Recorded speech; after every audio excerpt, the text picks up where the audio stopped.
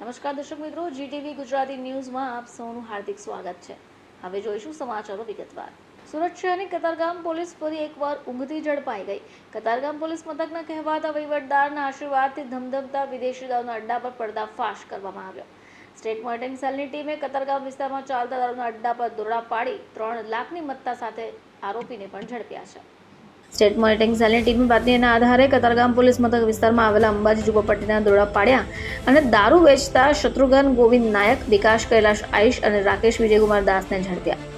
પોલીસે ભાગી છૂટેલા બુટલેગર ટુન્ના સંતોષ પાડીને વોન્ટેડ જાહેર કરી દીધો છે.